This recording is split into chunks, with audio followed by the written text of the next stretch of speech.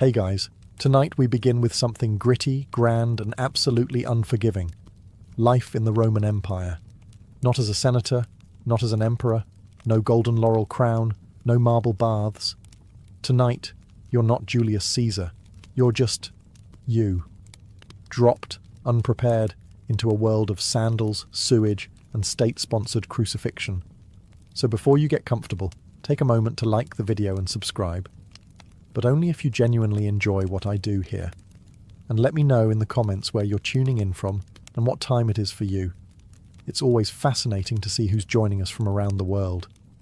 Now, dim the lights, maybe turn on a fan for that soft background hum, and let's ease into tonight's journey together. You open your eyes to the sounds of yelling, chickens, and a baby crying somewhere down the hall. Congratulations! You've just woken up in a Roman insula, the ancient version of an apartment building. Think of it as a multi-story death trap held together with dust, prayer, and very questionable architecture. You're probably living on the third or fourth floor, which is bad news. The higher the floor, the poorer the tenant, and the more likely your ceiling collapses when someone spills olive oil above you. Your room is small, no bigger than a walk-in closet, with stone walls that sweat in summer and freeze in winter. There's no window, just a little hole that lets in air, smoke, and the occasional pigeon. The mattress, stuffed with straw and lice. The blanket smells like damp wool and regret. There's no furniture, no decorations, and certainly no kitchen. Cooking inside is forbidden. A small fire could ignite the whole building, and fire codes haven't been invented yet. Your only possessions are a clay cup, a worn-out tunic, and maybe a wooden comb if you're feeling fancy. There's no toilet. Not in your room, not in your building. Your chamber pot sits in the corner, silently judging you. You'll have to carry it down narrow, rickety stairs to empty it into the street gutter, hopefully without slipping and adding your body to the morning offerings. Oh, and the walls. Paper thin. You hear your neighbour praying, coughing, arguing with his wife, and, unfortunately, not arguing with his wife, if you catch my drift. The air is heavy with smoke, mildew, and the distinct perfume of unwashed humanity. Someone's already baking bread downstairs, but you're not invited. The street vendors are yelling prices for figs and fish guts. A distant centurion is barking orders at someone who's probably already bleeding. You're not even out the door yet, and you're sweating, itchy, and possibly inhaling lead dust from the plumbing. Welcome to the Roman workday.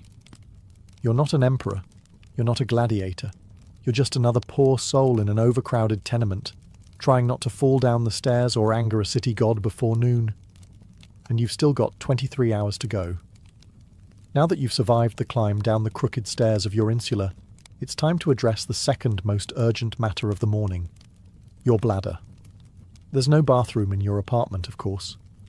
No sink, no flush, not even a bucket with dignity. Instead, you shuffle down the street, chamber pot in one hand, modesty in the other, toward the nearest latrina, Rome's version of a public restroom, and calling it public is generous. It's a social club for strangers who don't mind making eye contact while doing their business. You arrive to find a long stone bench with holes cut into it. Beneath the bench, a shallow trough flows with water, just enough to carry away the collective shame of the city's lower classes. You sit if you dare, and hope the person beside you doesn't want to chat. Privacy? Not a thing. Doors? Absolutely not. People treat it like a town square with extra acoustics. Businessmen discuss grain prices while squatting. A retired soldier talks about his sciatica. Meanwhile, you're just trying not to look directly across from you where another man is chewing olives and not breaking eye contact. Then comes the real treat, the tersorium. It's a communal sponge on a stick, kept in a bucket of vinegar or salt water. In theory, you rinse it before use. In practice? Well, let's just say the sponge has seen things. Unspeakable things. You wipe, hesitantly, and hope the vinegar did its job. If you're feeling lucky, maybe you brought your own rag. If you're feeling rich, maybe some moss. But chances are you just used what everyone else used, and now carry the quiet shame of shared hygiene. And if you think you can skip this ritual by going in an alley, think again.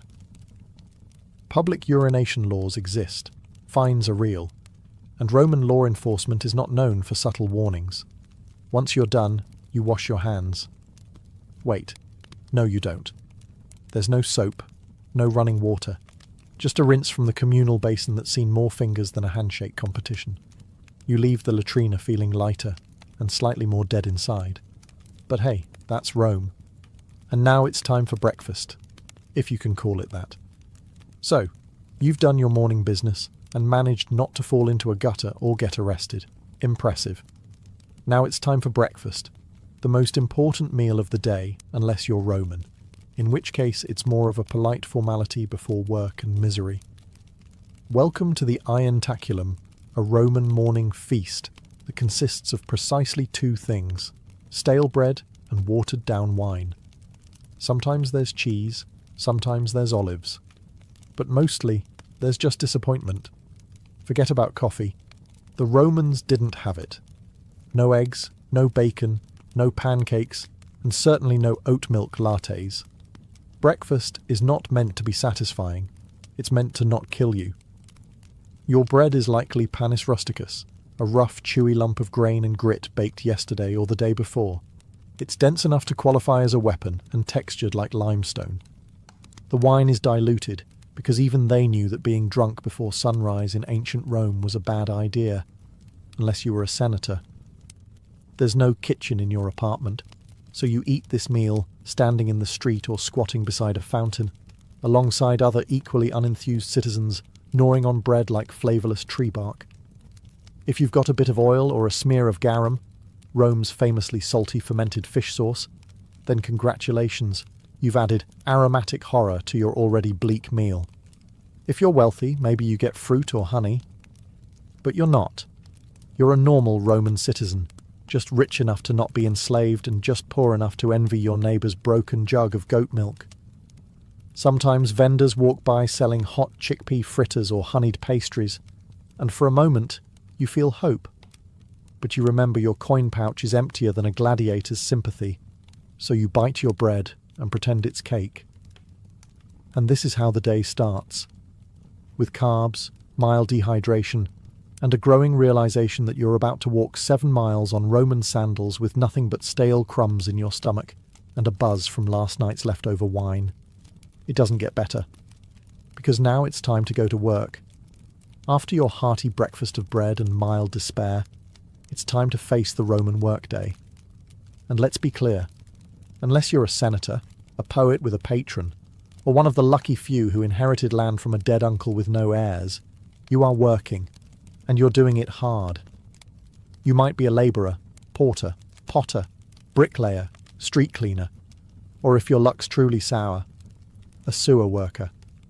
Rome needs a lot of things: roads, aqueducts, temples, baths, and someone has to build them. That someone, you, with your bare hands, under the sun, wearing sandals that provide all the arch support of a soggy leaf. The Roman workday starts early, very early. The sun is barely up, but the foreman already is, yelling in Latin and waving a stick. If you're late, you're docked a day's pay or worse, beaten, shamed or fired, which in Roman terms means you starve with honour. Your tools are basic. You dig with a shovel made of splinters and prayer, carry bricks on your back, and haul water from a cistern that smells like old socks and ambition. There are no gloves. No helmets, just sweat, dust, and the constant awareness that one slip might crush your spine and your career simultaneously. And if you're a craftsman, good luck. You're competing with hundreds of others selling the same clay pots, sandals, or cheap tunics. Underpricing is common, and quality doesn't matter if a richer citizen decides he doesn't like your face. Even more elevated jobs, like messenger, accountant, or teacher, aren't glamorous. You're either running through Rome's chaotic streets with scrolls under your arm, writing numbers for someone who will forget your name, or trying to teach Latin to a group of senators' children who already think they're gods. Women? They're working too, spinning, weaving, selling vegetables, or managing stalls in the markets, plus raising children, plus managing the household.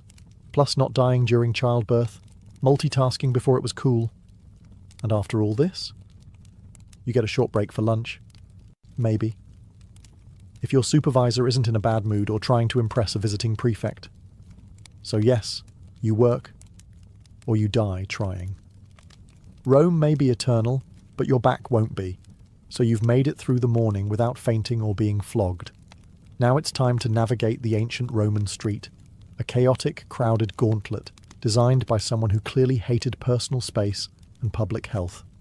Picture it. The sun's high, the city's buzzing, and the street is alive. Not in a poetic way, in a literal way. Rats, flies, stray dogs, livestock, beggars, merchants yelling in 6 languages, children running wild, thieves pretending to help old ladies while pocketing your coin purse. It's like Times Square, if Times Square had no plumbing and everyone was carrying a goat. Let's talk infrastructure. Roman roads were engineering marvels, perfectly straight, masterfully paved, and usually overflowing with a blend of urine, spilled wine, vomit, animal waste, and the remains of last night's garum sauce. The middle of the street functions as an open sewer. Step off the raised footpath without looking, and congratulations. You've just baptized your sandal in the holy waters of human misery. Wagons clatter by with no speed limits, no crosswalks, and zero chill. They don't stop for pedestrians. In fact, Roman law actually banned heavy cart traffic during the day in the city, which means drivers race through at night, in the dark, without brakes, like charioteers on a deadline. If you're not crushed by wheels, you'll be bumped by elbows, baskets, or an angry fishmonger shouting about spoiled eels. Then there's the air, thick with smoke from cooking fires, incense from temples, the scent of public latrines wafting on the breeze. Oh, and dead animals. Sometimes people just leave them there. If a dog drops in the forum, someone might just toss a cloth over it and walk away. And don't forget public spectacles, spontaneous brawls, impromptu protests, or a politician's parade that blocks traffic for hours while trumpet players blast off-key fanfare in your face. So yes, the Roman street is alive and out to get you. Slip on a fig, get hit with a runaway cart, or accidentally offend a patrician's pet monkey, and your day could end faster than Caesar on the Ides of March. And you were just trying to go buy lentils. You're sweaty, dusty, and desperately craving a splash of something cold. The good news? You live in Rome, a city renowned for its aqueducts, those magnificent engineering marvels that carry fresh water from the hills straight into the heart of the empire. The bad news? That water doesn't care about you. Unless you're wealthy enough to live in a domus with your own private fountain, you're sharing water with thousands of your closest coughing, sneezing, not washing their hands neighbours. Your options are the public fountains, where everyone fills their jars, washes their feet, and occasionally dunks a child for fun or hygiene. And by hygiene we mean a wet version of hope. If you want to wash up, your best option is the thermae, the Roman public baths. They're everywhere, and everyone uses them. Sounds civilized, right? But here's the thing. The water cycles through multiple pools with no soap, no chlorine, and very little shame. You'll be sitting in a tepid bath with a dozen other men, none of whom believe in modesty. Conversations are loud, political, and occasionally naked. A man might try to sell you socks, while another cleans his ears with a stick. And the water, it's been through everyone. If you were hoping to feel clean, think again. You're marinating in bacteria with a hint of eucalyptus. Also, fun fact, the plumbing system often uses lead pipes. Yes, lead. Romans were obsessed with engineering, but not chemistry. Over time, that convenient indoor plumbing could cause all kinds of delightful side effects like anemia, gout, infertility, and, if you're truly lucky, madness. Want to drink something safer? Wine. Seriously. Water is viewed with suspicion, especially in the poorer districts where contamination from latrines and street runoff is common. So wine is diluted and consumed throughout the day by men, women, and children alike. Because what better way to survive a crumbling empire than with a gentle buzz? So yes, Rome brought water into the city before most of the world knew what a pipe was. But for the average citizen, it's a gamble every time you drink, bathe, or rinse your toes. Enjoy your aqueducts. Just don't trust them. Welcome to the Roman Empire, where pain isn't just a possibility, it's the background music of your entire life. You stub your toe, no ice, no painkillers. You grit your teeth and keep going until it either heals wrong or falls off. Break a bone? You wrap it in a dirty rag and try not to breathe too hard. Get a splinter? Good luck. That's how infections start and how you might end. Roman society isn't big on comfort. There are no ergonomic tools, no padded seats, no concept of taking it easy. If you're a labourer, you're lifting bricks with a hernia and a prayer. If you're a soldier, you march 20 miles a day with bleeding feet and a scorpion bite on your thigh. If you're a woman in childbirth, well, welcome to agony. Your midwife might know a chant. That's about it. Every part of your body is one misstep away from becoming an open wound or a cautionary tale. And unless you live near a temple with a very dedicated priest, your best option is homemade ointments, herbal smoke, or simply ignoring the problem until it resolves itself, or you get resolved into a grave. There's no such thing as anesthesia. Surgeries are performed while you scream into a block of wood. Dislocated shoulder? It's popped back in by a man named Marcus, who learned from watching someone else fail at it. Dental work? Picture a blacksmith. Now picture your mouth. That's the scene. And if you're enslaved or poor, people don't even pretend to care. You could be bleeding out on the side of the road, and the best you'll get is, "Don't stain the mosaic." Even upper-class Romans embraced pain as proof of virtue. Stoicism was the philosophy of the day. Enduring suffering without complaint was seen as noble. If you cried over a broken arm, you weren't just in pain. You were weak. Real Romans suffer silently, then write poetry about it later. So yes, pain is always on the table, and it usually comes without warning, without remedy, and definitely without sympathy. On that cheerful note, let's take a look at what happens when you actually go see a Roman doctor. So, you've hurt yourself. Maybe it was the infected blister from yesterday's work, or maybe you tried to shave with a bronze blade and now your chin looks like a gladiator training ground. Either way, it's time to seek medical attention, which, in ancient Rome, is less about healing and more about surviving the attempt. Let's begin with the basics. Roman medicine is a chaotic mix of Greek theory, mystical guesswork, and a surprising amount of leaves. The core belief? The body is ruled by 4 humours: blood, phlegm, yellow bile, and black bile. Feeling off? One of them is out of balance. The solution? Drain something. So your doctor, who may or may not also be your barber, immediately reaches for the leeches, or a knife. Because bloodletting is the default treatment for everything from migraines to moral failings. Have a cough? Let's open a vein. Depressed? We'll just drain some sadness out of your arm. Surgery? Oh yes, it exists. Roman surgeons had scalpels, forceps, and even bone drills. What they didn't have were anesthetics. You stay conscious through the whole procedure, gripping the edge of a wooden table while a man in a dirty toga digs into your flesh with the confidence of someone who once saw a scroll about it. Antiseptics. Not really a thing. They might wash wounds with wine or vinegar, which does help, but also burns like divine punishment. Infection is a common side effect. So is death. Prescriptions vary wildly.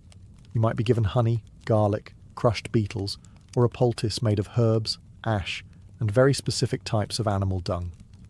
If things get worse, you're advised to sleep in a temple, pray to Asclepius, and hope divine dreams will deliver your cure. And if none of it works, well, your doctor shrugs, your family lights a candle, and your neighbours start whispering about what kind of omen your death might be. It's not that Romans didn't care about health. They just hadn't quite figured out what helped and what murdered you more efficiently. So next time you sneeze, Be grateful for modern antibiotics, and that you don't live in a world where healing often starts with blood loss. After a long day of sweating, bleeding, and dodging carts, you're starving. Time for dinner, or as the Romans called it, cena. Just don't expect anything remotely comforting. Let's start with what's not on the table. No pizza, no pasta, no tomatoes, no potatoes, no chocolate, no sugar, and absolutely no coffee. None of those things had been discovered or imported yet. This isn't Italian cuisine. This is pre-Italy edible survival. You sit down to a wooden bowl of something brown and vaguely hot. It's probably pulse, a porridge made of spelt, beans, or lentils. It tastes like wet gravel with a hint of herb, if you're lucky. If you're not lucky, it tastes like wet gravel without the herb. Protein is rare unless you caught it, trapped it, or fished it yourself. Meat is expensive, and even when you do get some, it's often off. Roman cooking didn't use refrigeration, so preservation meant heavy salting, smoking, or marinating it in garum, a fermented fish sauce that smells like dead ocean and burns your soul just thinking about it. If you're feeling festive, there might be boiled vegetables, hard cheese, or the occasional fig. Rich Romans dined on exotic dishes like roasted flamingo, stuffed dormice, or jellyfish in vinegar, delicacies that mostly scream, "Look at how rich I am and how little I care about taste buds." Your wine is watered down, always. Drinking it straight is seen as barbaric. But don't worry, the water it's mixed with is probably questionable too, so you're just choosing how fast you want to get sick. Dessert? Maybe dried fruit, maybe nuts, or maybe you're fasting because it's a feast day honouring a god who frowns on gluttony. Either way, you're not ending the night with a tiramisu. There are no napkins. You wipe your hands on a cloth shared with 10 other people, or just use your tunic and pretend it's clean. By the end of the meal, your stomach is full but uneasy, and your breath smells like garlic, wine, and slight despair. But at least you're fed. Now all you have to do is survive the Roman nightlife, and trust me, that's not a relaxing stroll. After a long day of grime, toil, and fish sauce, you might be hoping for a little leisure, something to take your mind off your crumbling apartment and the open sewer outside. Well, good news. You're in Rome, where entertainment is everywhere. Bad news? Most of it is horrifying. Let's start with the main event. The Colosseum, the crown jewel of Roman engineering, and the place where your soul quietly dies. This is where crowds gather to watch men stab each other for sport, wild animals devour criminals, and sometimes, if the emperor is feeling dramatic, reenact full naval battles with real water and real drowning. It's free to attend, which sounds generous until you realise it's free because the state wants you distracted while the Senate raises taxes and quietly annexes Armenia. You sit packed between sweaty strangers, cheering as a gladiator loses a limb. There's blood, sand, and occasional public executions with extra flair. You're clapping. You're not sure why. Feeling a little sensitive? Prefer theatre? Head to the amphitheatre for a Roman play. Maybe a tragedy written in Latin you barely understand, or a farce so bawdy the punchline involves someone pretending to defile Jupiter with a sausage. Subtlety is not the Roman strong suit. If you're feeling sporty, try the Circus Maximus. Chariot races are fast, thrilling, and regularly fatal. There are no guardrails, no helmets, and lots of shouting. Crashes are inevitable and spectacular, and the crowd loves it. They're here for the violence and the betting. Don't cheer for the wrong team unless you're ready to fight your way home. And then there's the street entertainment, fire breathers, acrobats, musicians, con artists, and the occasional philosophical rant from a barefoot man with nothing to lose. If you don't like the show, wait 5 minutes. Something else, or someone else, will start yelling. But behind all of it, there's a strange, brilliant madness. Rome didn't just distract its people. It dazzled them into forgetting how brutal daily life was. It weaponized spectacle. And if that doesn't numb you enough, there's always more wine. Now, let's take a walk through justice. Roman style. Spoiler. It's not comforting. You've survived work, dinner, and a gladiator getting impaled for applause. You might think you're safe now, that as long as you keep your head down, the law will protect you. Ah, that's adorable. In Rome, the law doesn't protect, it reminds. Reminds you that you're small, replaceable, and that mercy is a luxury reserved for statues of emperors. First off, legal status matters. If you're a citizen, you have rights. In theory. You can't be flogged in public unless someone important gets really annoyed and you get a proper trial. If you're non-citizen, justice comes in the form of a fist, a branding iron, or a swift execution outside the city gates. Slaves? They are property. If a slave murders their master, even if the master deserved it, every slave in the household might be executed, just to send a message. That message? Don't even think about it. If you're accused of a crime, don't expect a calm chat with a lawyer. Trials are public theatre. The wealthier party brings witnesses, bribes, and dramatic gestures. You bring your tunic and a sinking feeling. If you cry on cue, that might help. If you have no patrons, pray to Jupiter and hope the magistrate isn't hungover. Punishments are designed not just to hurt, but to deter. Thieves can be branded or have their hands broken. Liars might get their tongue pierced. Fraud? Public flogging or exile, if you're lucky. And if you insult the emperor, it's not jail time. It's death, usually creative. Some crimes require public punishment, ideally in front of a crowd that cheers louder than they did for the morning's beheading. Crucifixion is popular, long, slow, humiliating. It isn't reserved just for Jesus. It's the go-to for rebels, robbers, and anyone the state wants to make an example of. And remember, law enforcement isn't there to help. The vigiles are Rome's version of firefighters and police, underpaid, overworked, and often corrupt. If you're mugged, they might shrug. If you bribe them, they might help you mug someone else. So yes, Rome has laws, written in stone, recited in forums, but they serve power, not justice. Now let's talk about gods, because you're not just obeying men here. You're on Jupiter's turf. After surviving the streets and dodging Roman justice, you may hope to find comfort in religion. A little peace, a little personal spirituality. Nope, not here. In the Roman Empire, religion isn't a private affair. It's an institution. An ever-present cloud of incense and obligation wrapped around every waking moment of your life.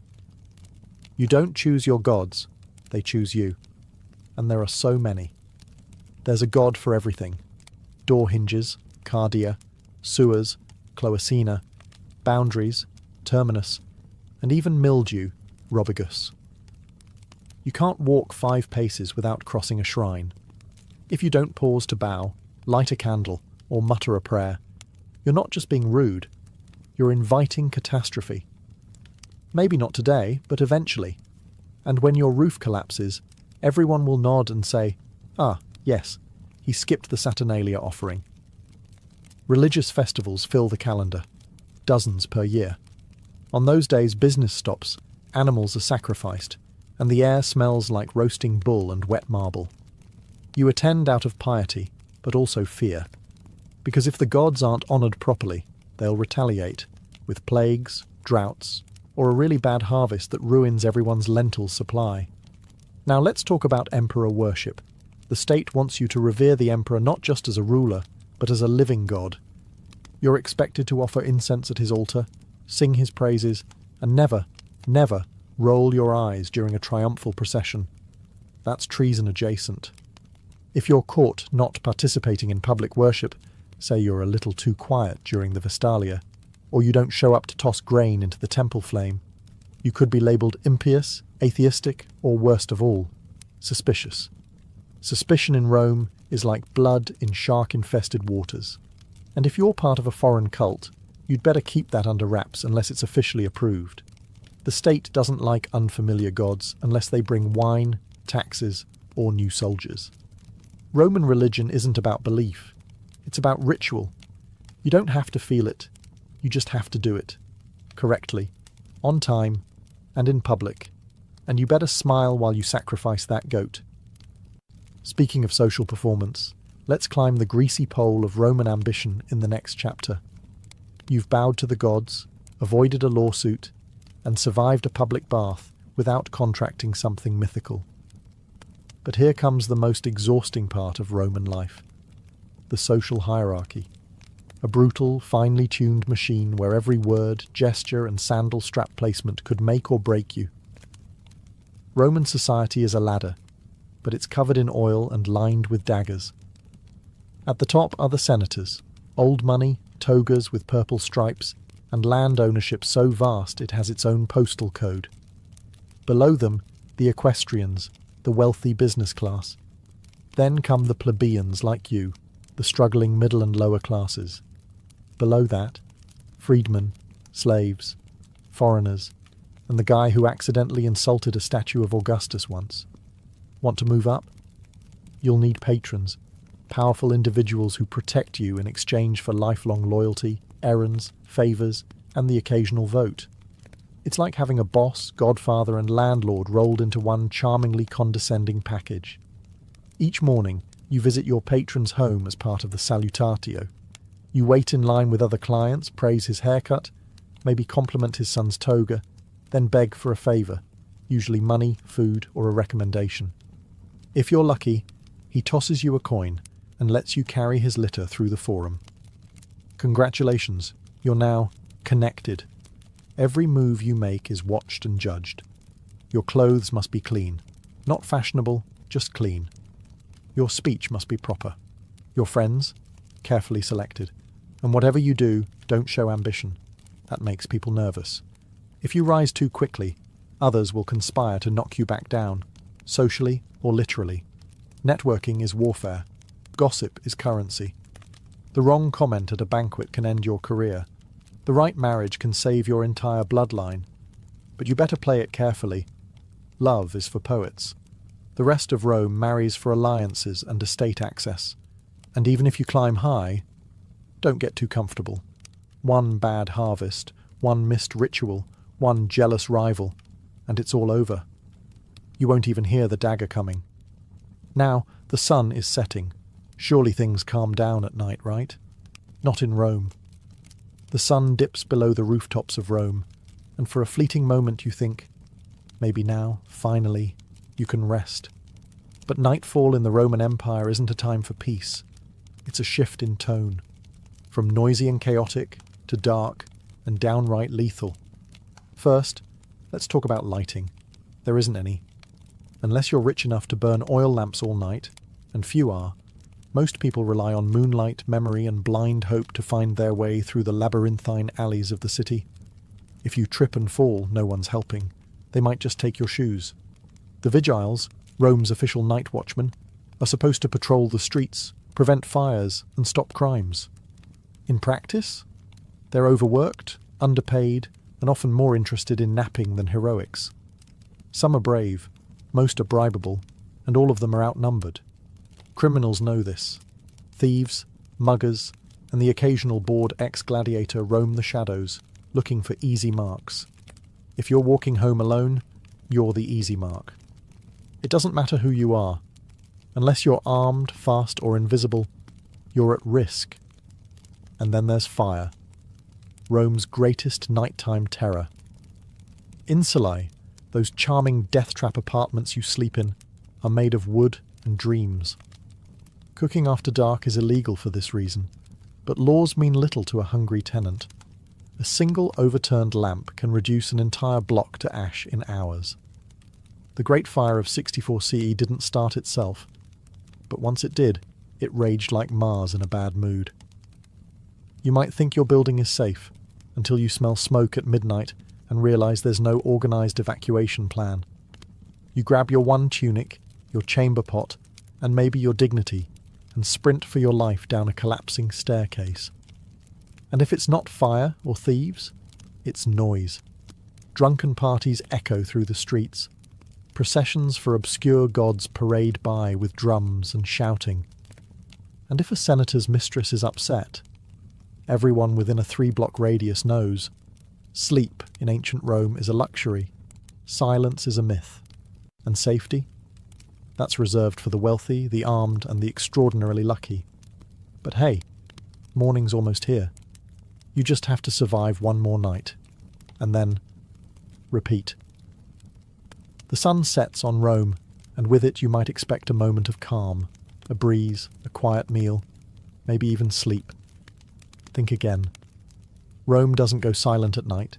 It simply shifts into something darker, louder, and more dangerous. The city never truly sleeps. It prowls. Let's start with fire. Roman buildings, especially the tall wooden insulae where the poor live, are tinderboxes waiting for a careless oil lamp or cooking fire to turn them into ash. There's no real fire department, just the vigiles, who are part firefighter, part night watch, part deeply underpaid janitor. They carry buckets and hope. If your apartment catches fire, you might be rescued, or you might become a cautionary tale in tomorrow's gossip. Then there are the thieves, cut purses and pickpockets who treat the moonlight like a hunting license. Rome's alleys are narrow and unlit. Torches are expensive. If you must walk after dark, you're doing so by feel, by instinct, and hopefully not by yourself. Don't carry anything shiny. Don't make eye contact. And whatever you do, don't get caught between two drunken gladiators arguing about someone's missing sandal. Speaking of drunk, the city's nightlife is booming. Taverns spill over with cheap wine, loud music, and men shouting bad poetry about Mars and women they'll never impress. Fights break out. Dice games end in blood. And sometimes an angry noble decides to settle a grudge by having a slave beat someone in the street. You hide in the shadows and pretend you didn't see anything. If you're a woman walking alone, good luck. Rome is not kind to unchaperoned females after dark. The streets belong to the desperate, the reckless, and the dangerously bored. Trying to sleep isn't much better. Your insula creaks like it's thinking about collapsing. Rats scurry through the walls. Your neighbour coughs like a dying goat.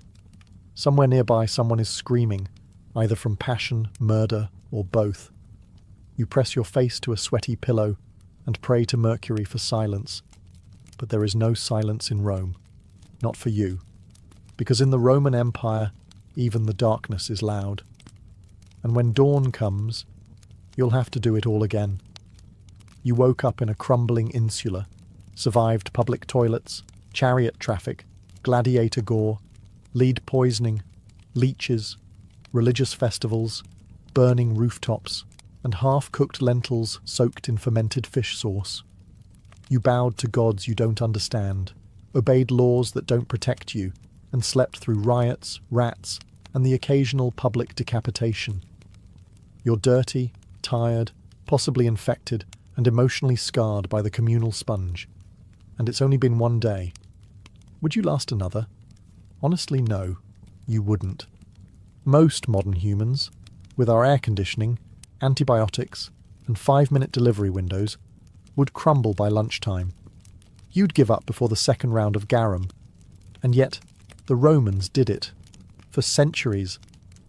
Because here's the maddening, magnificent thing. In the middle of all this filth, brutality, and noise, Rome worked. Somehow. They built cities, roads, aqueducts, libraries, temples, and amphitheatres. They expanded their empire across continents. They administered laws, developed philosophy, mapped the stars, performed surgeries, and invented concrete. Concrete.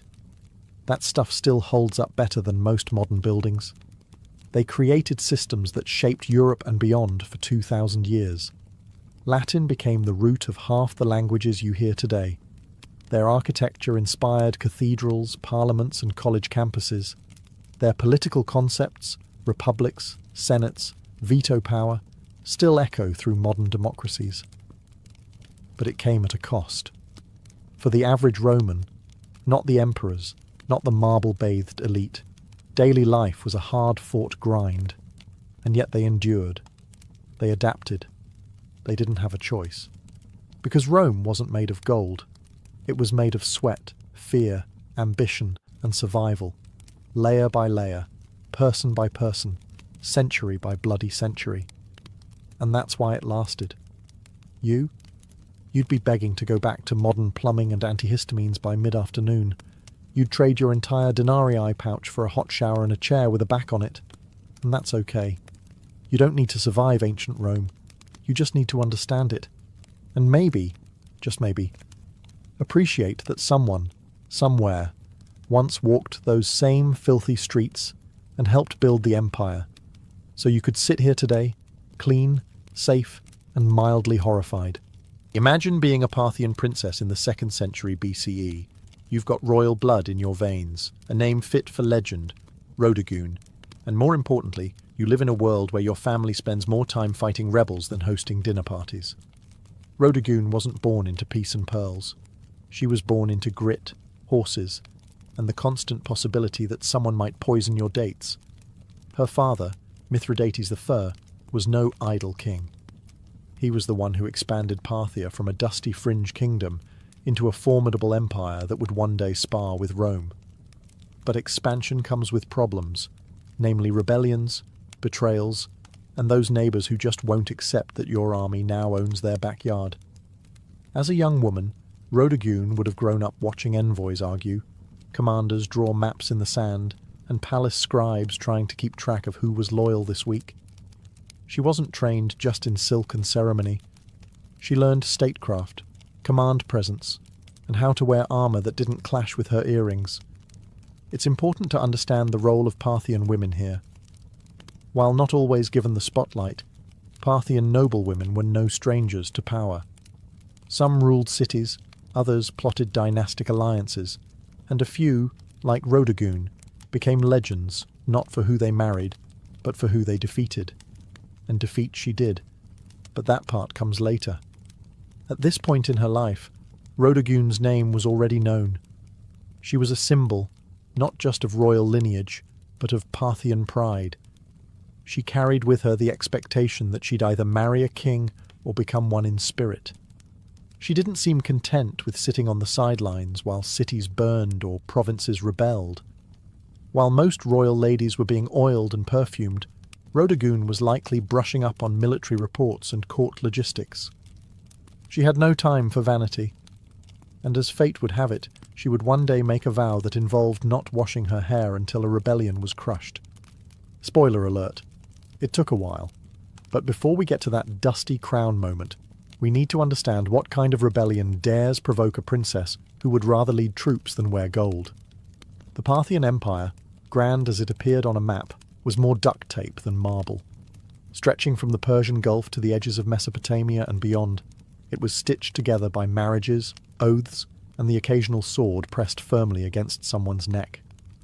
So when a rebellion flared up in the western provinces, likely in Media or Babylonia, it wasn't exactly surprising. What was surprising was how bold the rebels were. These weren't just disgruntled tax evaders. These were full-blown aristocrats and city leaders, angry at the central power and perhaps emboldened by the young age or absence of a male royal enforcer. They didn't just throw a fit. They took fortresses, silenced Parthian envoys, and essentially told the crown to go polish its own sandals. Now, under ordinary circumstances, the king would have dispatched a general or a cousin with too much ambition and too little brains. But these weren't ordinary circumstances. For reasons still debated by historians, maybe timing, maybe logistics, maybe sheer royal defiance, Rhodogun herself took command. And not just in the abstract, I'll approve the battle plans kind of way. No, she got on a horse, donned armour, and made a public vow that would become the stuff of legend. She would not wash, comb, or otherwise tend to her hair until the rebellion was crushed. It was bold. It was dramatic. It was, frankly, a nightmare for court stylists. But that vow, dramatic as it sounds, wasn't vanity. It was a declaration. A visual symbol that tied her personal dignity to the fate of the empire. Every time someone saw her tangled, dust-laden hair, they'd be reminded, this isn't over until we win. And that worked. Soldiers rallied. The troops didn't just see a princess. They saw a commander who was literally letting her beauty decay with the war. She embodied Parthian resilience, the kind that didn't rely on thrones but on thorns, dust and sweat.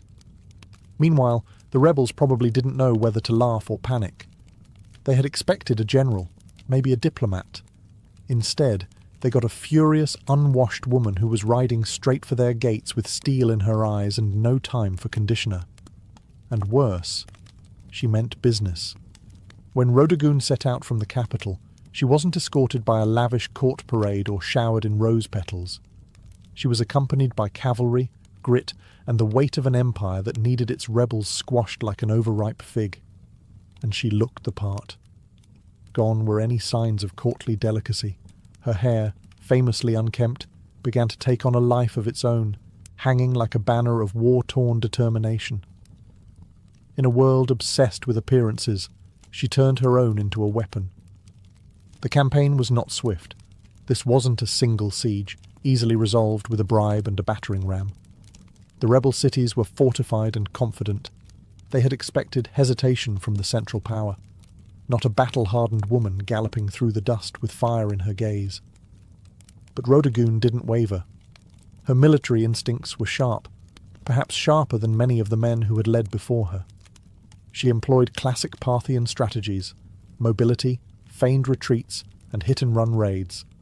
Her forces would appear at the edge of a rebel-held city, vanish like smoke, and return a day later from an unexpected flank. Reports suggest her soldiers admired her not just as a symbol, but as a tactician. She didn't ride behind the lines. She was up front, dirt under her nails and fury under her helmet. And as the weeks dragged on, so did her hair.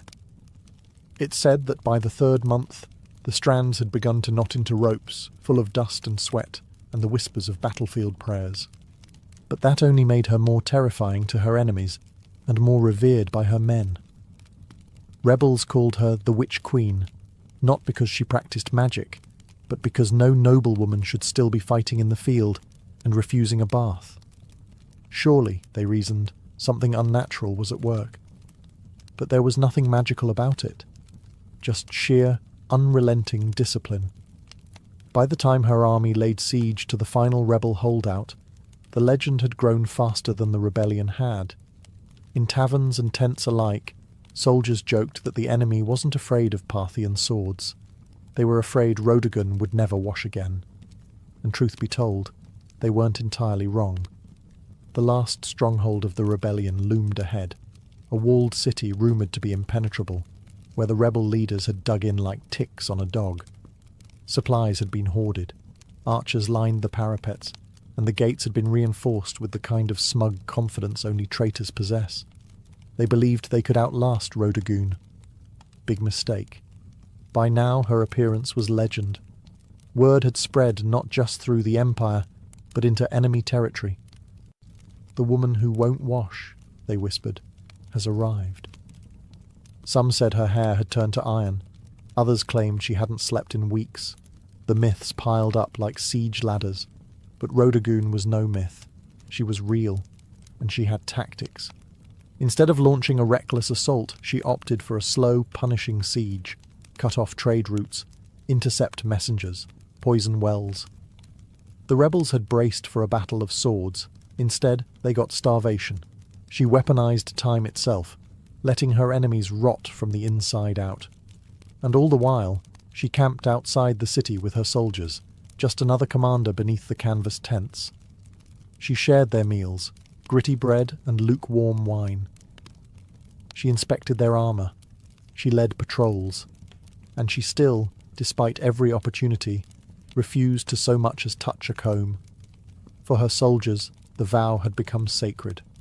No one dared suggest she break it, even in jest.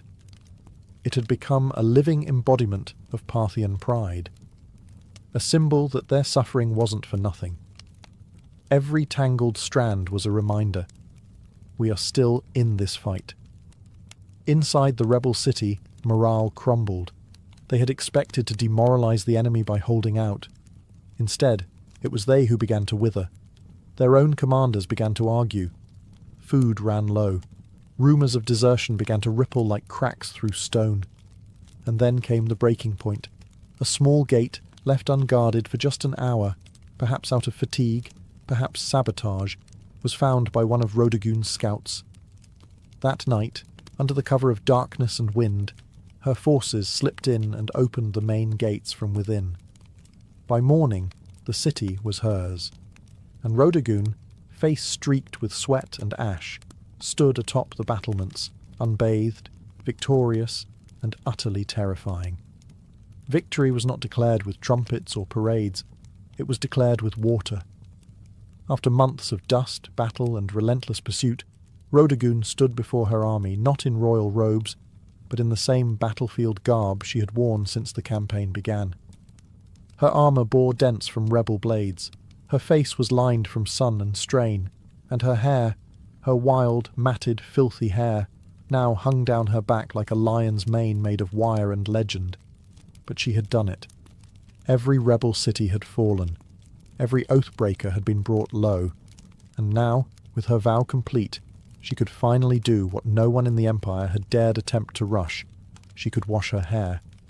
According to tradition, and later accounts passed down through oral history, Rodogun summoned her servants not to a golden chamber, but to a public courtyard.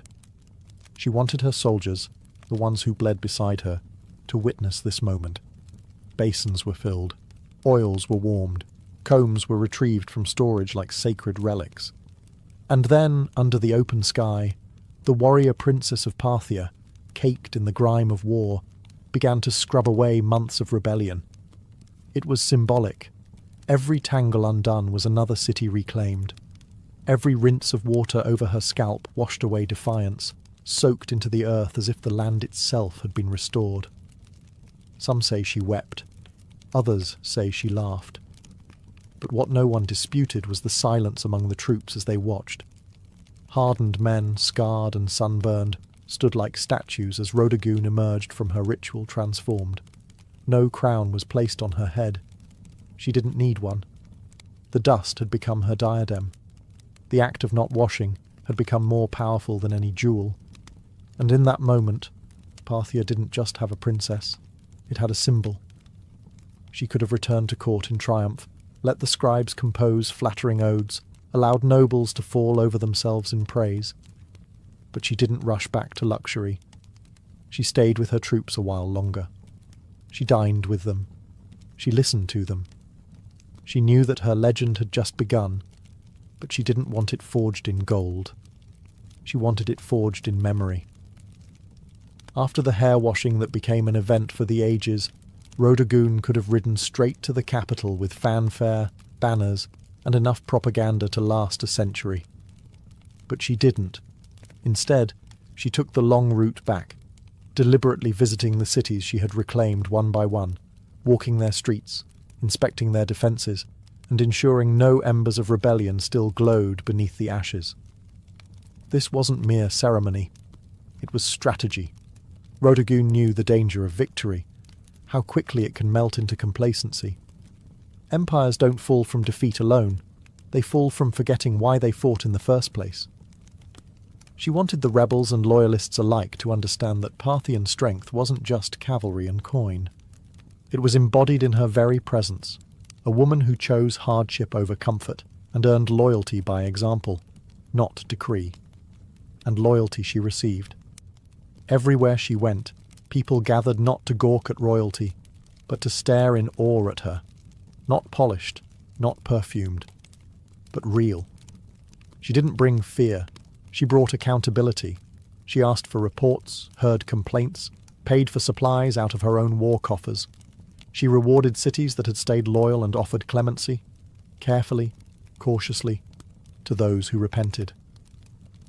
By the time she reached the royal court, her return had already become a legend. Scribes rushed to record her tale. Artists argued over how to capture her, wild-haired and battle-worn or radiant and reborn. Ministers whispered about the implications. A woman commanding armies, keeping oaths, and now standing at the heart of Parthian power with the loyalty of half the provinces in her hand. And here was the dilemma. What do you do with a princess who is more popular than most kings? Some urged she be married off, as if that would contain her influence. Others wanted her placed in charge of border defences permanently. But Rhodogun didn't seem concerned with titles or politics. She had proven what she needed to. The battlefield had been her throne, the dust, her crown, and her name, already etched in the hearts of soldiers and citizens alike, needed no royal inscription to endure. She didn't need a coronation. She had already been crowned, not with gold, but with history. In the months following her campaign, Rhodogun didn't seek the limelight, but it followed her anyway. She became a subject of poetry, sculpture, gossip, and awe, not because she demanded it, but because she had earned it. Every soldier who'd fought under her command returned with a tale, and every tale made her larger, more enduring, more untouchable. Yet in the palace halls of Parthia, where politics slithered like snakes behind silk curtains, her silence was unnerving. She didn't boast, she didn't lobby, she didn't ask for titles or lands. Instead, she observed, listened, and understood the real battlefield had only shifted from stone walls to whispered conversations. Even the king, her father or possibly her brother depending on the exact moment in the tangled Parthian dynastic timeline, had to tread carefully. Rhodogun wasn't just popular. She was respected in a way few men at court could compete with. Not adored for beauty or bloodline, but for leadership, for command. She had turned her vow into policy, her filth into folklore. And yet, the silence she kept was as deliberate as any military maneuver. She didn't tell others what she planned next, because perhaps even she didn't know. For the first time in years she wasn't fighting. She wasn't commanding troops or outwitting rebels. She was still, and that stillness unnerved many. What does a woman who conquered without a crown do next? One theory among historians is that Rhodogun used this silence as leverage. Her presence alone, her every quiet nod or glance, forced decisions. Officials hesitated to propose bad policy for fear she'd frown. Generals delayed campaigns, hoping she might weigh in. Her silence wasn't passive. It was a tool. She had discovered that not speaking could be more powerful than speaking. And so she remained, a living legend walking the palace corridors, her freshly washed hair braided not just in gold thread but in memory. Her very existence challenged the norms. She had proven that Parthian might wasn't confined to masculine hands. It could ride into battle with tangled hair and return with cities at its feet, and all she had to do now was wait. Because sometimes the greatest move is no move at all. As the years passed, Rhodogun's name slowly faded from the formal records.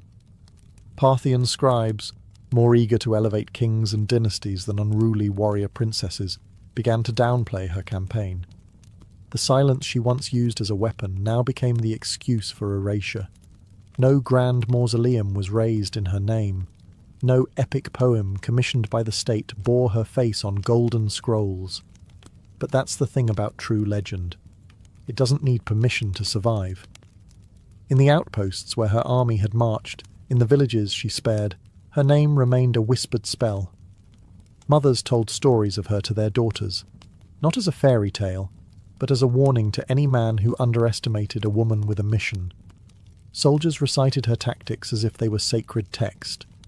And rebels, well, even decades later, they still spoke of her as if she might ride again from the dust, with hair flying like war banners.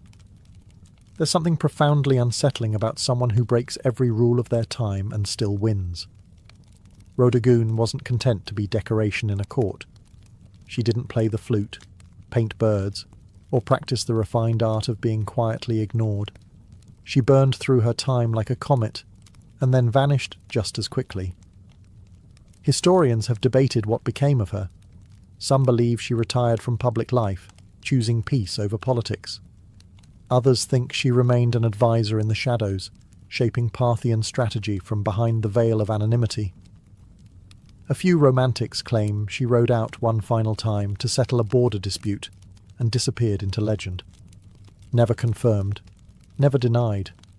But what's certain is this: her legacy endured where it mattered most, in the people. She may not have worn the crown, but she ruled in ways no diadem ever could. She redefined what loyalty meant. She showed that a vow, even one as strange as refusing to comb your hair, could be as binding as a royal decree, and far more inspiring. And though history books may offer her only a footnote, the dust of Parthia still remembers her, because you don't need a marble statue to be eternal. You just need to keep your vow and win. Centuries after her death, Rodogun's story remains a paradox, well known in whispers, yet elusive in ink.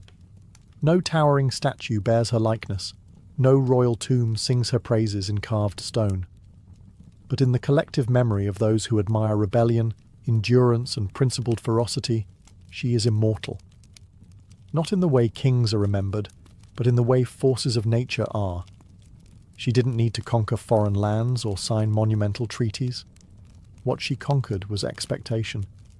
In a world where women were told to wait behind curtains while men spilled blood in their name, Rodogun tore the curtain down and marched out barefoot, helmet in hand. She didn't ask for command. She took it. And the empire didn't collapse. It followed. More importantly, she taught her people a lesson that no decree could enforce. That loyalty doesn't come from fear. It comes from seeing your leader suffer beside you. From watching them choose discipline over comfort. From watching them keep a vow longer than anyone thought possible. She wasn't perfect. No legend is. But her story endures precisely because it wasn't polished or clean. It was tangled, muddy, honest, like her hair on that final day of victory. In that filth was dignity. In that vow was a vision of leadership stronger than any title. When her soldiers looked at her, they didn't see a princess. They saw someone who believed in the fight more than her own vanity. And that's the part history couldn't quite erase. Even now, long after Parthia has crumbled and its cities turned to sand, her name returns in moments of resistance. Artists revive her. Writers search for her footprints. A vow not to wash until victory. It sounds absurd to some, but to those who've had to claw their way through injustice, it makes perfect sense. Rodogun was never about glamour. She was about grit. And in the end, it was the dust that crowned her, not gold. Dust. The same substance emperors try to escape in death, yet the very thing she wore like a badge of honour. She was forgotten by kings, ignored by chroniclers, but remembered by the dust. And that's where legends truly live, not in stone, but in soil. Before empires clashed and blood soaked the sand, before kings trembled at her name, Tomyris was simply a daughter of the wind, born to the raw, open steppe. The land she came from was not gilded in marble or echoing with philosophy. It was brutal, free, and endlessly vast. This was the world of the Massagetae, fierce nomadic horse archers who rode like spirits of the plains, their lives shaped by survival, honour, and war. We know little of Tomyris's childhood, but we can imagine the rhythm of it. She would have learned to ride before she could run, to shoot before she could speak in full sentences. Among the Massagetae, girls were not caged in tents or veiled by silence. They trained beside the boys, rode with the warriors, and grew up with iron in their blood. To lead, one had to bleed. And Tomyris, even as a young woman, bled for her people. Her tribe worshipped the sun and sky, lived off their herds, and buried their dead with weapons, ready for battle in the afterlife. They had no cities, no golden temples, but they had pride.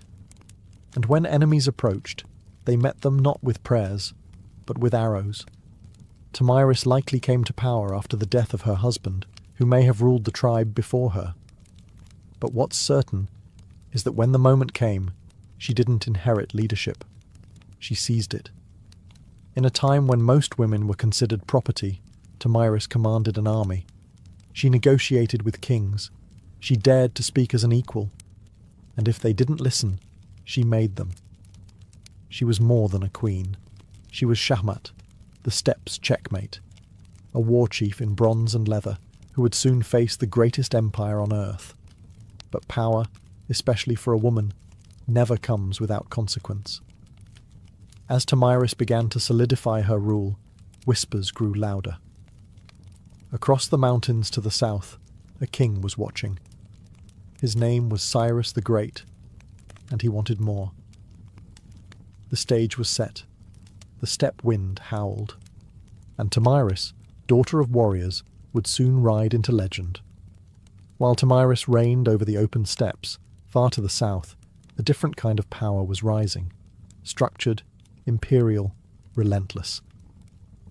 Cyrus the Great, founder of the Achaemenid Empire, had already conquered Lydia in the west and Babylon in the south. His banners flew over deserts, mountains and cities where languages changed every few days' ride. But Cyrus wasn't done. He was a builder of empires, and every builder eventually eyes the horizon. To Cyrus, the Massagetæ were a threat wrapped in opportunity.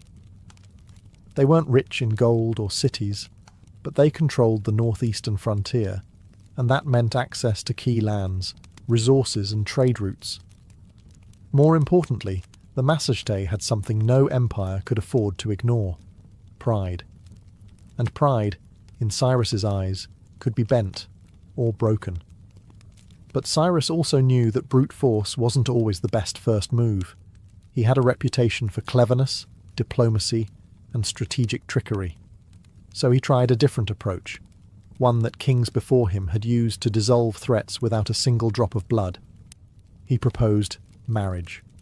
According to ancient sources, notably Herodotus, Cyrus sent envoys to Tomyris offering an alliance through matrimony. On paper, it was a royal match, the great king of Persia and the warrior queen of the Massagetæ. But Tomyris wasn't naive.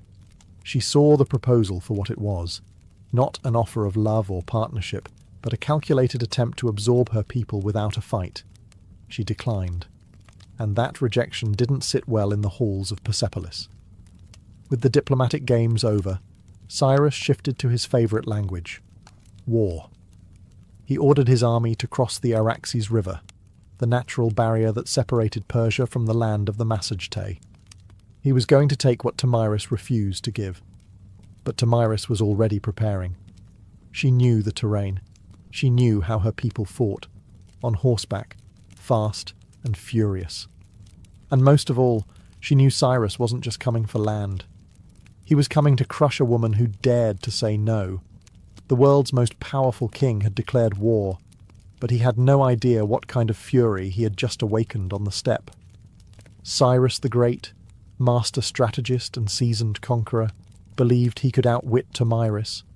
He had faced kings, crushed cities, and subdued nations. To him, the Massagetæ were little more than wild nomads with fast horses and no cities to defend. He didn't realize he was stepping into the path of someone just as cunning and far more furious. Tomyris had warned him. After rejecting his marriage offer, she sent a clear message: cross the Araxes River, and you will regret it. But Cyrus crossed anyway, building a bridge of boats to carry his army into Massagetæ land. Instead of striking immediately, Tomyris pulled her forces back, luring Cyrus deeper into unfamiliar terrain. The Persians found an abandoned camp, well stocked with food, and more importantly, wine, a luxury the nomadic Massagetæ rarely indulged in. It was a baited trap, and Cyrus took it, perhaps thinking the enemy had panicked and fled.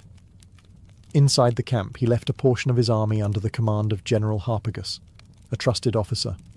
As the Massagetæ returned under the cover of night, they fell upon the drunk and unsuspecting Persians with deadly precision. The battle was brutal and swift. Among the dead was Spargapaises, Tomyris' son and a Massagetæ commander. Accounts differ on what happened next. Some say Spargapaises was taken alive and, realizing his capture, begged for death and took his own life. Others claim he was killed in the fighting, but all agree. When news reached Tomyris, something inside her shattered, and then turned to steel. Her grief was volcanic, but her rage, that became legendary. She sent another message to Cyrus. This one wasn't a warning, it was a vow. "You may be a glutton for blood," she said, "but I swear, I will give you your fill." She promised to make the ground run red with Persian blood, and her vengeance would not be quiet. Cyrus had taken her son. He had violated her land.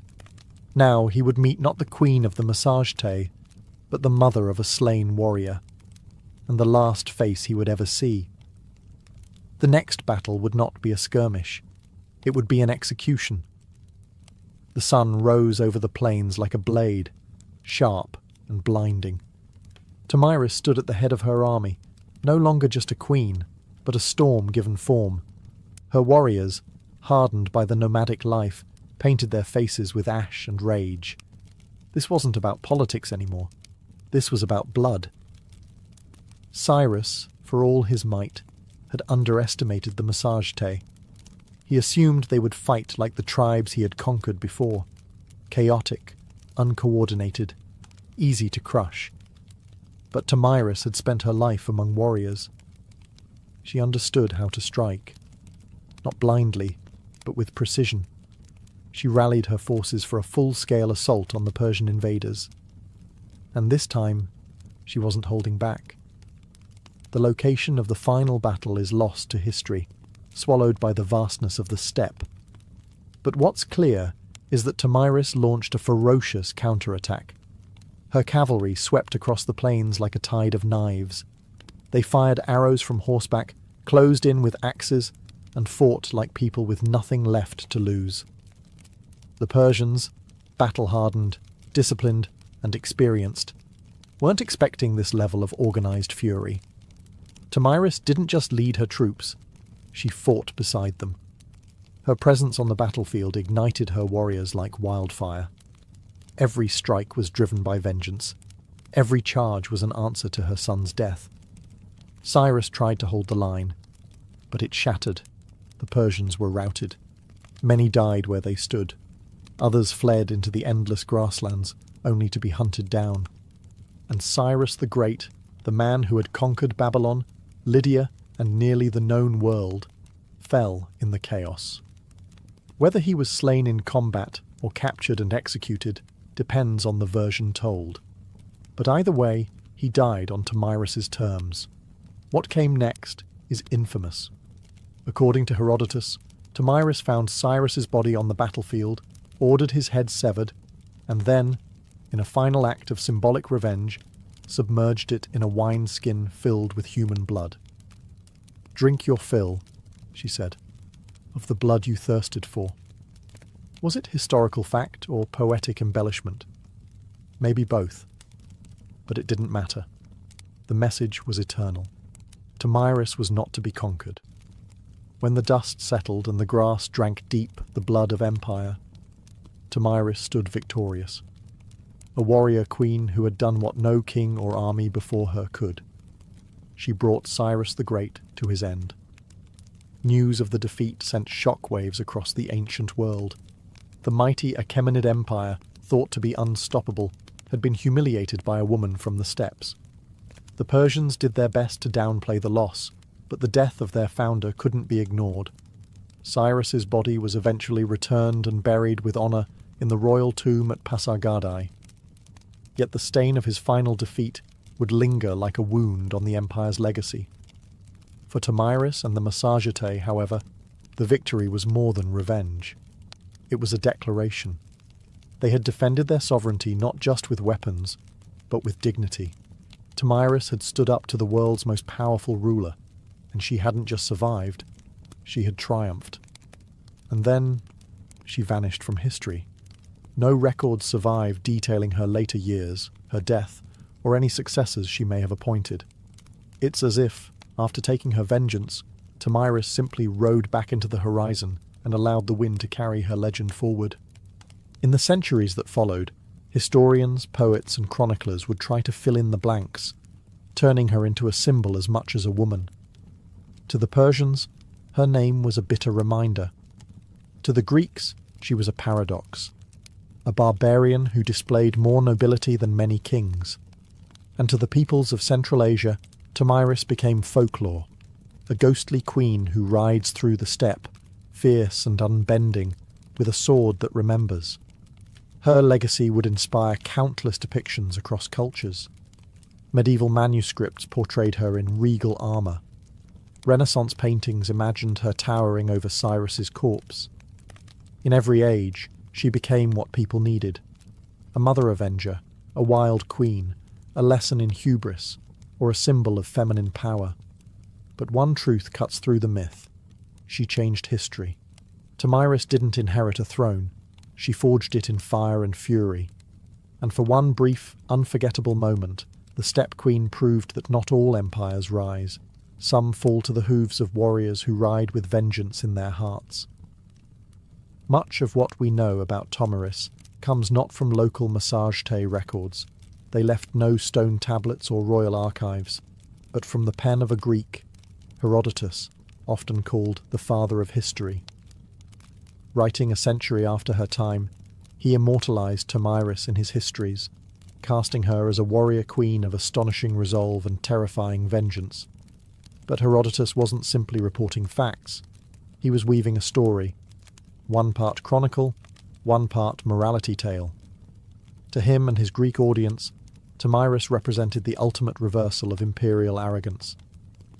Cyrus the Great, a man who had conquered half the known world, fell not to a vast army or a rival king, but to a woman who fought not for glory, but for her child. Her victory was almost mythic, and Herodotus treated it as such. He even detailed her grisly revenge: the wineskin of blood, the severed head of Cyrus, and her damning words, "Drink your fill." But was it true? Modern historians debate this endlessly. Some argue that Herodotus exaggerated or even invented parts of the tale, using Tomyris as a narrative tool to humble the Persian Empire, which, at the time of his writing, was still a looming force over the Greek world. Others believe that while the blood wineskin episode might be symbolic, the core event, Cyrus's death at the hands of Tomyris, likely did happen. There's also the question of bias. Herodotus, for all his insight, often filtered foreign cultures through a Greek lens.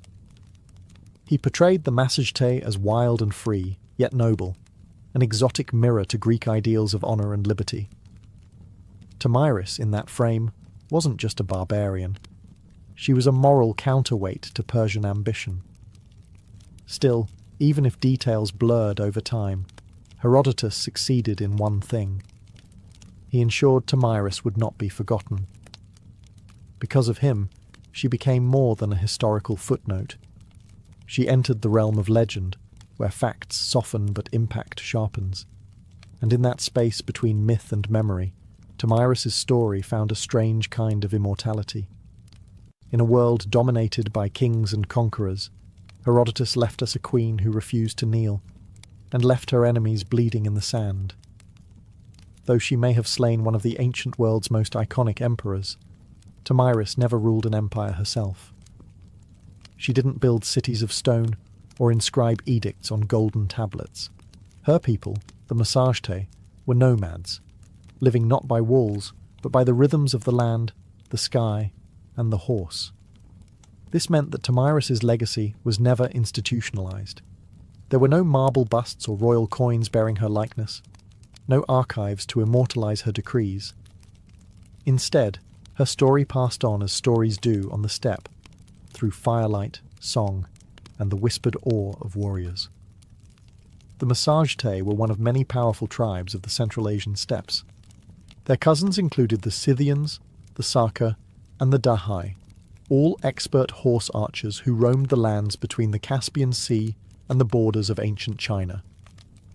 These tribes were feared by empires for their mobility, unpredictability, and ferocity in battle. Tomyris, as a female leader among them, was rare, but not entirely unique. Steppe culture, unlike many sedentary civilizations, allowed women far greater freedoms. Women rode, hunted, fought, and even led.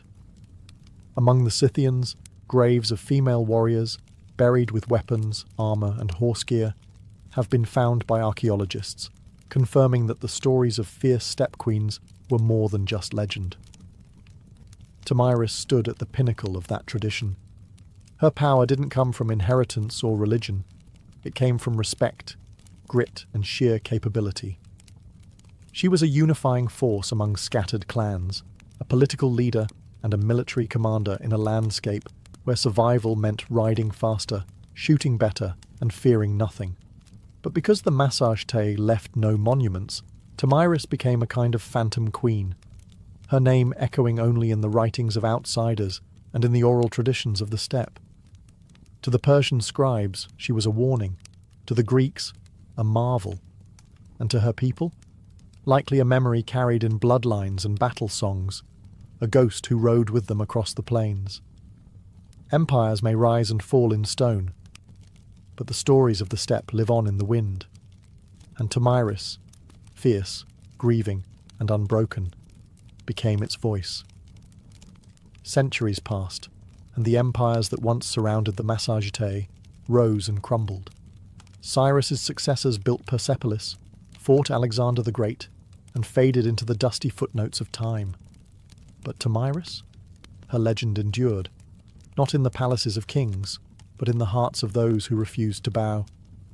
Across Central Asia, she became more than a queen. She became a symbol of female strength, of resistance, of the untamed spirit of the steppe. In many ways, Tomyris embodied a kind of defiance that transcended geography. She was not Roman, not Greek, not Persian, and so her story belonged to no empire. That made her dangerous and inspiring. In the medieval Islamic world, chroniclers occasionally mentioned her name, reshaped by language but never quite forgotten. In some versions, she was praised for her justice and vengeance. In others, she was seen as a savage queen, a reminder that power in the hands of a woman could be both glorious and terrifying. By the time the Renaissance rolled around, European artists rediscovered her tale through the writings of Herodotus. Painters depicted her in elaborate armour, standing triumphantly over Cyrus's lifeless body. In one dramatic painting, she holds his severed head aloft like a trophy, blood-soaked and victorious. It was theatrical, yes, but also political. These artists were fascinated by the idea of a woman who didn't just survive in a man's world, she won. In the 19th and 20th centuries, Tomyris became a nationalist icon in regions like Kazakhstan, Uzbekistan, and Turkmenistan. Poets and educators reclaimed her as a historical heroine, proof that the roots of Central Asian identity were fierce, proud, and deeply feminine. Her name appeared in textbooks, statues, and even military ceremonies. A woman who had once ruled on horseback with a bow in hand was now riding once more, through memory and myth, through rebellion and pride. In a world that still wrestles with the idea of powerful women, Tomyris remains a challenge. She wasn't perfect, saintly, or tame. She was decisive, brutal when necessary, compassionate only to those who deserved it. She was resistance in human form, and the blood of empire on her hands was a crown she wore without apology. History tends to favour the builders of monuments, the writers of laws, the kings who carve their names into stone. Tomyris did none of these. She left no empire behind, no palace to excavate, no royal seal to decipher, and yet her name still lives, not because she ruled forever, but because she refused to be erased. She stands as a contradiction to how history often remembers women, not as helpmates or footnotes, but as forces of destiny. Tomyris didn't beg for recognition. She took it with blood and fire. She didn't ride behind a king. She rode against one, and won. Her story is retold in classrooms from Central Asia to Europe, not simply because she killed Cyrus the Great, but because she dared to defy him. She wasn't defending an empire.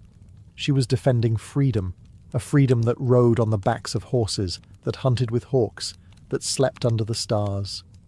A freedom that could not be neatly drawn on a map. Today, her statues rise from Kazakhstan's capital cities, and her face adorns coins and textbooks. To modern Central Asians, she is a mother of nations, a link to a pre-Islamic, pre-Soviet, proudly nomadic past, a reminder that their identity wasn't born in submission, but in the cry of battle and the gallop of horses. In a world still divided by power, by gender, by memory, Tamiris is a beacon, not just because she killed a great king, but because she taught us something even greater. That dignity is not given, it is seized. That sometimes leadership looks like a mother grieving her son and refusing to let the killer walk away. We often wonder why some names survive while others vanish. Tamiris survived because she was unforgettable, because in a time when women were expected to disappear into the tents of men, she rose, blade in hand, fury in heart, and carved her story into the flesh of history. Empires fall, statues crumble, but legends ride, and somewhere, in the whispering winds of the steppe, a queen still gallops, unbroken, undefeated, and utterly unforgettable. In ancient Egypt, beekeeping wasn't a hobby, it was a state-sponsored science with divine approval. Long before modern apiaries, Egyptians had already developed an organized mobile system for managing bees and extracting honey. By 2400 BCE, beekeeping was depicted in detail on the walls of tombs in the sun-drenched necropolises of Saqqara. It wasn't just about harvesting honey, it was a sacred practice embedded in agriculture, medicine, religion, and even the afterlife. The Egyptians used horizontal clay tube hives, typically stacked in rows and laid on their sides. These were nothing like modern wooden boxes.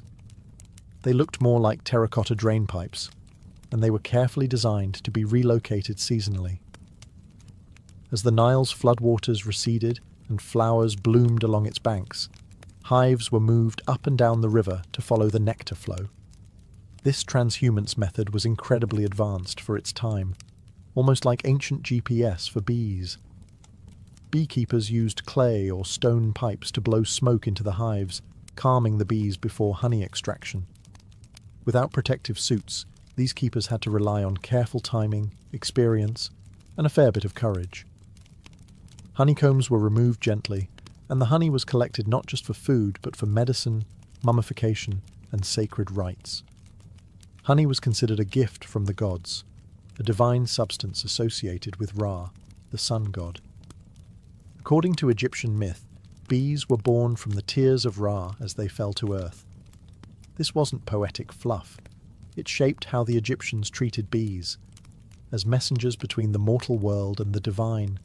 Honey was used in temple offerings, funerary rituals, and even as a currency in trade. It also had a prominent role in medicine. Ancient papyri list honey as a key ingredient in over 500 remedies, mixed with herbs, wine, or milk to treat wounds, infections, and gastrointestinal issues. Its antibacterial properties were known, even if the science wasn't. Beeswax, too, was harvested and used in cosmetics, embalming, and even in writing tablets. It had value beyond the hive, becoming part of daily life for scribes, priests, and healers alike. In Egypt, the hive wasn't just a source of sweetness, it was a symbol of balance, healing, and celestial order, carefully cultivated under the watchful eyes of both humans and gods. While Egypt gave beekeeping structure and sanctity, ancient Mesopotamia gave it something equally vital: laws. The cradle of civilization didn't just master irrigation, writing, and city building, they also knew the value of honey and the importance of protecting its production. Though Mesopotamian beekeeping wasn't as visually celebrated as in Egyptian tombs, its traces are found in cuneiform tablets and legal codes, suggesting a quietly sophisticated practice. References to bees and honey appear as early as the Sumerian period. In Akkadian and Babylonian texts, there are mentions of ninsur, meaning bee gardens or apiaries. These spaces were often attached to temple grounds or royal estates, suggesting honey production was an elite-controlled resource. Honey and beeswax were used in religious offerings, medicine, food, and trade. And losing a hive could be a serious economic blow. The most telling piece of evidence comes from the Code of Hammurabi, dating to around 1754 BCE. While most of the code is famously devoted to issues like theft, injury, and agriculture, a few lines directly address bee disputes. If someone allowed their bees to swarm into another man's field, and the bees caused damage, they were liable. If honey was stolen, restitution had to be made, sometimes in the form of silver or replacement jars. In a world where almost everything was counted in grain, the fact that honey warranted its own legal protection speaks volumes. Mesopotamians also understood bees as more than just insects. Some texts describe them as divine messengers, even linking them to Ninurta, the god of agriculture and war. Beeswax, in particular, was valued for sealing documents and creating ritual figurines. It was both practical and mystical, part of both bureaucracy and magic. Though the exact design of Mesopotamian hives isn't fully preserved, scholars believe they may have used mud brick or woven basket hives, similar to early Levantine styles. These would have been kept in shaded gardens or rooftops, protected from the harsh summer heat. Mesopotamian beekeeping was less about worship and more about structure, regulating resources, ensuring fairness, and maintaining the economic balance of a society where even a bee sting might end in litigation. Here, the hive was not just a biological wonder. It was a microcosm of order, law, and the civilizing impulse itself. In the rugged highlands of Anatolia, long before the Greeks took center stage, the Hittites were quietly mastering the art of beekeeping, and they weren't treating it like a backyard hobby.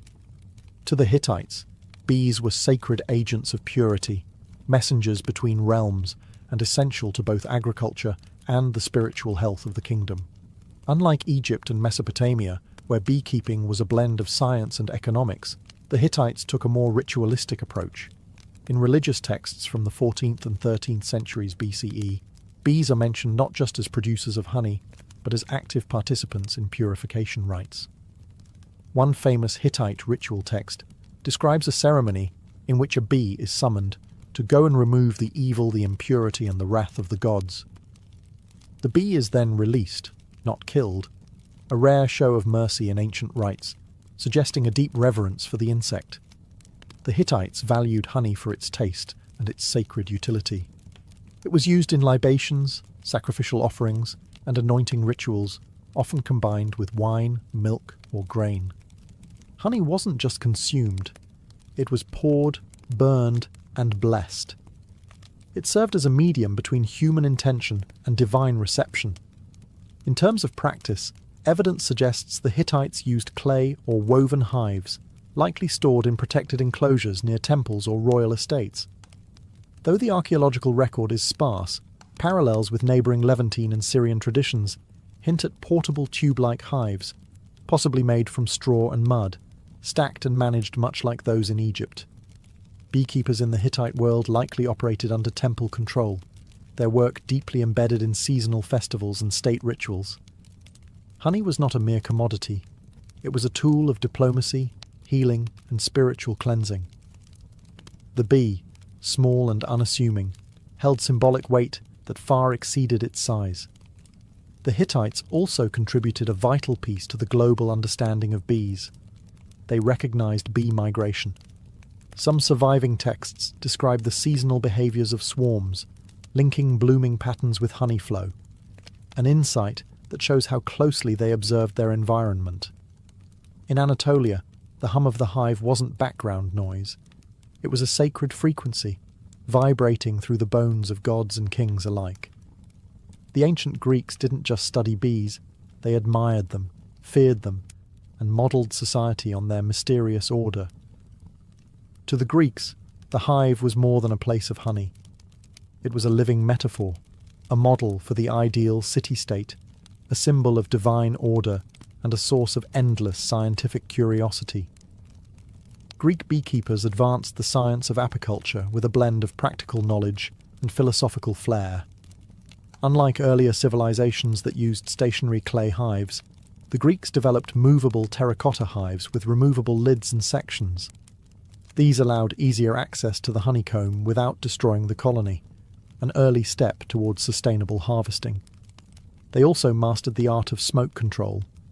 Using ceramic bellows and clay smokers, they would puff smoke into the hive entrance, sedating the bees before honey extraction. This innovation not only reduced stings, but also preserved the hive's structure, allowing for multiple harvests per season. One of the most influential minds in Greek history, Aristotle, studied bees in extraordinary detail. In his Historia Animalium, he described hive behaviour, noting that bees appeared to have distinct roles. Some gathered nectar, others defended the hive, and one, whom he called the king bee, seemed to lead. Although he got the gender wrong, Aristotle's observations laid the groundwork for centuries of bee research. Honey held a revered place in Greek culture. It sweetened wine, preserved fruits, and flavoured cakes. It was also used as a base for medicinal salves, especially in wound care, and was seen as a divine gift. The Greeks believed that ambrosia, the food of the gods, was a mixture of honey and wine. The bee itself had mythological significance. It was associated with Artemis, goddess of wild things, and Demeter, goddess of the harvest. Priestesses of Artemis were even called Melissae, the Greek word for bees. The idea of the bee as a sacred feminine force carried deep symbolic power.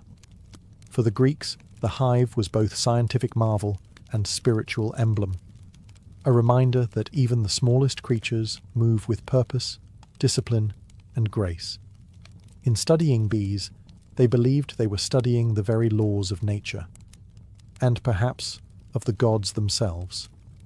If the Greeks studied bees with wonder, the Romans managed them with ambition. Beekeeping in the Roman Empire wasn't just a cottage industry. It was scaled to match the needs of a civilization that stretched across continents. From the vineyards of Gaul to the hills of Hispania, Rome turned the humble hive into an empire-wide enterprise. The Romans inherited much of their apicultural knowledge from the Greeks and Etruscans, but they expanded it into a formalized agricultural science. Writers like Varro and Columella recorded detailed instructions for building hives, harvesting honey, and relocating colonies. Their treatises describe beekeeping with a startling modernity, including observations on swarm behavior, seasonal cycles, and pest control.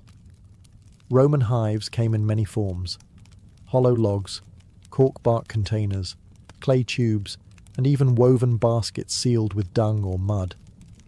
Flexibility was key. In colder climates, more insulation was needed. In warmer provinces, ventilation was critical. These innovations allowed Rome's beekeepers to adapt the craft across vastly different regions of the empire. To calm bees, Romans employed clay pots filled with smouldering herbs like thyme or oregano. The smoke soothed the hive, and perhaps added a subtle flavour to the honey. Harvesting was done with iron knives, and wax was separated by melting and straining, later used in candles, writing tablets, cosmetics, and even waterproofing ships. Honey wasn't just food, it was everywhere. It was added to wine to make mulsum, used in baking, in sauces for meat and fish, and even as an early energy source for athletes and soldiers. Roman physicians, following Hippocratic traditions, prescribed honey for sore throats, wounds, fevers, and digestive problems. Its antibacterial properties were well known and well used. But perhaps the most Roman thing about their beekeeping was organisation. Large villas often had dedicated honey farms, run by enslaved labour under the supervision of estate managers. Production was recorded in ledgers, and surplus honey was sold in markets or exported to distant provinces. Bees were viewed not just as insects, but as productive citizens of the Roman economy. To the Romans, a well-run hive mirrored a well-run household, ordered, obedient, and endlessly fruitful. While ancient civilizations cultivated bees for honey and wax, many also saw the hive as a doorway to the divine. Across Egypt, Greece, Mesopotamia, and beyond, bees weren't just insects. They were spiritual beings, buzzing between worlds, delivering messages from gods, and offering sacred gifts like honey that bridged the natural and supernatural realms. In Egypt, bees were directly tied to divine creation. As mentioned earlier, mythology claimed that Ra, the sun god, shed tears that turned into bees upon touching the earth. Honey was used in temple offerings to please deities and accompany the dead into the afterlife. The bee also became a royal symbol. Pharaohs of Lower Egypt bore the title, he of the sedge and the bee, connecting their authority to the cosmic harmony of the hive. In Greece, the bee held powerful feminine symbolism. The priestesses of Demeter and Artemis, goddesses of fertility and wilderness, were called melissae, or bees. These women were considered channels between the divine and mortal realms. The Oracle of Delphi, one of the most important religious centres in the ancient world, was believed by some to have originally been presided over by bee priestesses. Even the famed Pythia, the Delphic prophetess, was sometimes called the Delphic bee. The hive itself was often seen as a microcosm of perfect order, disciplined, selfless, and productive. Philosophers and mystics compared bee society to ideal human society: cooperative, industrious, and reverent. The Stoics admired bees for their instinctive sense of duty. Early Christians would later adopt the bee as a symbol of chastity and resurrection, noting how bees create but do not lust. In the magical traditions of Mesopotamia, bees were invoked in ritual purification. In some Hittite ceremonies, a live bee was released after absorbing the impurities of the community, literally carrying sin away on its tiny wings. Honey and wax were burned in sacred fires, used in crafting protective amulets, and embedded in magical texts for blessings and healing. The bee was more than a metaphor. It was a bridge. A creature that lived in nature's hidden spaces, made golden food without killing, and stung only in defense. To ancient peoples, bees weren't just miraculous, they were mystical. To the ancient world, honey wasn't just delicious, it was divine medicine. Long before bacteria were discovered, people instinctively knew that honey could clean wounds, soothe coughs, and preserve the body. It wasn't magic, though it often felt like it. It was chemistry, centuries ahead of its formal explanation. In Egypt, honey was a cornerstone of ancient medicine. Medical papyri like the Ebers papyrus, circa 1550 BCE, list honey in over 500 prescriptions. It was mixed with milk, figs, garlic and herbs to treat everything from eye infections to digestive problems. When paired with animal fat or resin, it was applied as a salve to burns and cuts. Doctors knew that wounds treated with honey healed faster and resisted infection, likely due to honey's natural acidity and hydrogen peroxide content. The Greeks followed suit. Hippocrates, the father of modern medicine, prescribed honey for respiratory problems, ulcers, and fatigue. He used honey mixed with vinegar to create oxymel, a tonic used to clear phlegm and reduce fevers. Greek athletes drank honeyed water to boost stamina during Olympic training, believing it restored strength quicker than wine or water alone. In India, the Ayurvedic system held honey, madhu, in high regard. It was classified by taste, source, and medicinal potency. Ayurvedic texts warned against overheating honey, but endorsed it as a treatment for indigestion, colds, wounds, and even poison. It was also used in religious rituals, offered to gods and consumed during sacred fasts for both spiritual and bodily cleansing. The Romans, too, believed in the medicinal power of honey. Pliny the Elder recorded dozens of remedies involving honey in his natural history. It was a base for ointments, gargles, and laxatives, and even used to treat the wounded after battle. Honey mixed with poppy juice was given as a sedative. Roman surgeons kept it on hand to dress wounds and reduce inflammation. Beeswax had its place in medicine too, as a base for plasters, balms, and even dental fillings. Its malleability and resistance to decay made it ideal for sealing and preserving. In short, honey in the ancient world wasn't just sweet, it was life-saving. It healed the sick, preserved the dead, and symbolized purity. It was the pharmacy of the gods, delivered by the wings of bees. Ancient beekeepers were more than farmers. They were innovators, engineers, and keen observers of nature. Across civilizations, they developed specialized tools and methods that allowed them to manage bee colonies effectively, harvest honey sustainably, and even protect themselves from the bees' defensive stings. One of the most important innovations was the design of the hive itself. The Egyptians popularized the use of horizontal cylindrical clay hives essentially large terracotta tubes stacked in rows. These hives were durable, portable, and mimicked natural cavities where bees thrived.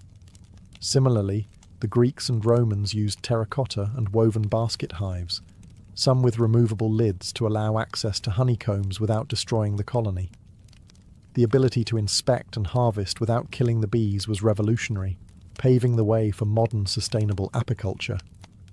To safely extract honey, ancient beekeepers employed smoke to calm the bees. The Greeks invented clay smokers and bellows, designed to direct smoke into the hive's entrance. The smoke masked alarm pheromones released by guard bees, reducing their aggression. Romans refined this by burning fragrant herbs such as thyme or oregano, which soothed the bees and possibly imparted subtle flavours to the honey. Harvesting tools varied. Wooden or bronze knives were used to slice combs carefully. Sometimes, honeycombs were pressed to extract liquid honey, and wax was melted and filtered for later use. Beekeepers often wore minimal protection, relying on experience and careful technique to avoid stings. Suits and gloves were millennia away. Ancient texts reveal that beekeepers also observed bee behavior meticulously. They understood swarm cycles, seasonal patterns, and the importance of moving hives to optimize nectar collection. Some cultures practiced transhumance, relocating hives to follow flowering plants' bloom, similar to modern migratory beekeeping. Additionally, honey storage was a crucial aspect of ancient beekeeping. Egyptians used sealed ceramic jars to store honey, protecting it from moisture and spoilage. Honey's remarkable shelf life was well known, sometimes lasting centuries sealed within tombs. Even the relationship between humans and bees was carefully managed. Rituals were performed to appease bee spirits or gods, ensuring cooperation and avoiding misfortune. This spiritual care was as vital as the physical tools in maintaining a productive hive. In all, ancient beekeeping was a blend of craftsmanship, natural science, and reverence. The tools and techniques they developed set foundations that still influence modern apiculture. The ancient practice of beekeeping laid the groundwork for a relationship between humans and bees that continues to this day. Far from a simple agricultural activity, early beekeeping was an art and science that influenced medicine, religion, economy, and ecology across civilizations, shaping the way we understand nature and sustainability. From the Nile Valley to the hills of Anatolia, from the temples of Greece to the farms of Rome, ancient beekeepers honed methods to protect and sustain their colonies. Their innovations in hive design, smoke use, and seasonal management allowed for sustainable honey harvests, a practice crucial for both survival and trade. The respect they showed for the bees' life cycles helped foster a model of harmony between humans and nature. Their understanding of honey as a medicine informed the early pharmacopoeias of Egypt, India, and Rome, influencing healing practices that persist in traditional medicine worldwide. Honey's antibacterial and preservative properties became the foundation for wound care and remedies, while beeswax shaped early technologies in cosmetics, art, and construction. The symbolic and spiritual meanings attributed to bees and honey in ancient cultures also endure. Religious rituals honoring bees and honey continue in various traditions, reflecting humanity's ongoing fascination with the hive as a metaphor for order, cooperation, and divine blessing. The idea of bees as messengers between worlds or symbols of resurrection permeates art, literature, and folklore across centuries. Moreover, the ancient practice of migratory beekeeping, moving hives to follow floral blooms, is echoed in modern commercial apiculture, essential for crop pollination and global food production. The innovations of ancient beekeepers helped set the stage for today's awareness of bees as vital pollinators and the environmental challenges they face. Despite technological advances, the core relationship remains unchanged. Humans depend on bees for food, medicine, and ecosystem health, and bees, in turn, have shaped human culture, economy, and spirituality since the dawn of civilization. The legacy of ancient beekeeping is a testament to human ingenuity, respect for nature, and the enduring power of collaboration, both within the hive and between species. It reminds us that even the smallest creatures can inspire science, faith, and survival.